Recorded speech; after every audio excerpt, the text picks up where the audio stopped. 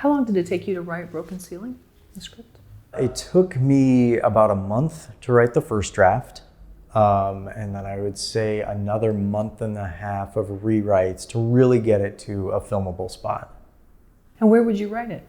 At home, in my office, on my computer. So knowing you had the day job, and so now you knew what time you could work on it. Did you have specific times you would? Yeah, it was pretty much when I get in the zone of writing, I need to do it like every day. So I found myself coming home, having dinner, talking with my wife, then going to write, and then going to bed. Waking up, going to work, doing that same thing again until the thing was completed. And there were at points where I would do it in the morning as well as the night. I would wake up in the morning because my head was just like burning, like I've got to get this stuff out there. So I'd wake up, write, go to work, come home, eat, write, go to bed, etc. Do you finish most everything that you start? Yeah, I do. Because to not finish something really bothers me. It's tough seeing like, half-written scripts. Like I don't actually have any like non-written scripts. Like they're all written, not to say that they're all great, or that they don't need rewrites, because a lot of them do. But I need to at least have that full like 90, 100 pages or whatever done. And like projects, like I definitely won't start something that I can't finish, because I need not only like to check it off my mental list, but to sort of follow through. And to follow through, not for anybody, like I'm not doing this for anybody, but for myself. That's the most important thing. Like when I set a goal or a date, I'm gonna do it, And what's interesting is that I find that people are kind of shocked by that. My crew on my latest short that I shot in February called Losing Sight, I had a very quick time frame on it. It's like, we're gonna shoot it in one day. Here's when I need to have the edit done. Here's when this is done. Like I have a couple of months. I have to get it done, They're like, well, what for? And I'm like, festivals probably, but like, I just need to get it done. And that was the time that I had allotted myself. And, I remember a few of them being just sort of like shocked when it came in. They're like, oh, it's done. Because I guess they're used to people maybe taking their time with projects, or just abandoning them or not finishing them. And that's unthinkable to me, because like people are putting their time and energy into something, and I want to be able to go ahead and have it out there, for them and for me especially. Like it's got to get done, no matter what. When you wrote Broken Ceiling, did you know it would be one location? Yeah, I wrote it with one location in mind, because I knew that I would only have like 4 days to shoot it, because that's all I could budget for, again, very small budget. So I liked the fact that, having it in one location meant that we could really just crank through a feature and get it all done. But also to, I don't know where I was going with that one. Oh, no, that's okay. And it was $4,000 that you spent on production? No, more than the budget was more than $4,000. $4,000 was the days that we spent shooting it. Okay. Yeah. Okay. So it was done over 2 weekends. So again, working during the week, shooting over the weekend, working during the week, shooting over the weekend. Those were some harried, couple weekends in a row. But yeah, it was great. And for the one location, I knew that to be able to shoot 90 pages in 4 days, I had to be very strategic with it. So the biggest and most important thing that I decided to do was to shoot with natural lighting, because it was set in an office space and I wanted that very oppressive fluorescent look.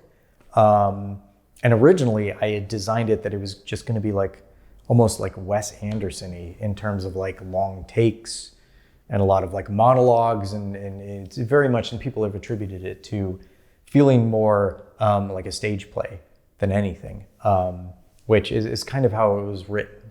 But yeah, like doing all natural lighting and rehearsing the actors for 2 straight weeks ahead of time Because letting everybody know we have 4 days, we're not going to get a lot of takes, so we'll get a couple of them, but like, let's get everything out through rehearsal.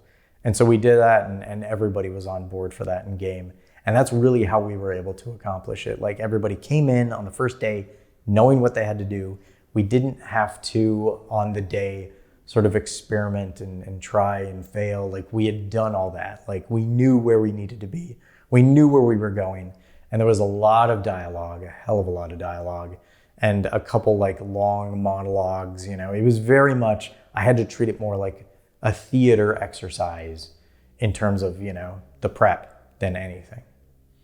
I think you had said in something that I read, it might have been for Film Courage or in your video diary, that the power dynamics changed. Mm-hmm. And so the way you shot it changed. Did you also write that into the script, or was that something that during those 4 days you came up with? That happened post writing of the script, but through the storyboarding phase. That is something that I really had to do, because when you're limited on time, you have to know exactly what you're going to shoot. So I storyboarded the heck out of that. Oh, and wow. Then, as always happens, when you get on set, suddenly you have to throw that out, right? And the director of photography, Jessica, was great, because I had, that thought in mind of like, all right, I'll do this long takes, Wes Anderson-y thing. And she's like, you know what? I think we can get more coverage. I think we can do more with this.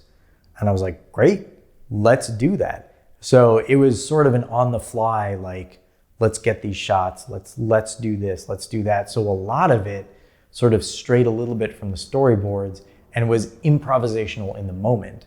And the fact that we could move so fast, because we didn't have to deal with like moving lights and everything, allowed everybody to sort of like get going. So it was very creatively energizing and improvisational. It was a great time.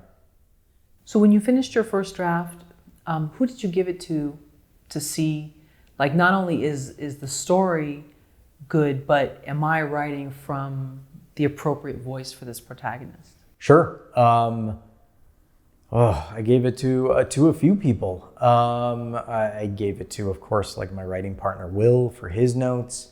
My wife read it. She had a couple of friends, who she knows, who she had them read. And it was really through, her friends that let me go like, okay, like, it is authentic. Like, they are telling me, oh, this reads. I feel that. I understand that. So it was really sort of casting it a little bit wider than I would. Like, I'm not going to have my wife's friends read every script. That doesn't, make sense. But for that, it was important to make sure that like that litmus test, that initial test was like, okay, like, I'm on the right track. It is getting there. It is truthful. Like, all right, good. I'm feeling, on solid ground. And is it, you said heavy on dialogue? Yeah. So you're writing these different dialogue scenes. Are you, when you're driving to work, are you like thinking of this dialogue? Like, are you on the 10 this time? You're definitely looking at the car in front of you, but you're like, no, she would say this, and I think he would, like, is that where you're coming up with a lot of this rich dialogue? Some of it, but I found that a lot of it was coming out as I was writing. I did a lot of outlining beforehand, and I did a lot of character work beforehand. So the characters just started to exist in my brain and, in reality. And so when I was writing things, like, things would come out of Angela's mouth or Ken's mouth that I'm like, oh my God, like, wow, that's good. But I can't take credit for that, like, that's the characters. And maybe this sounds crazy or not, but, no.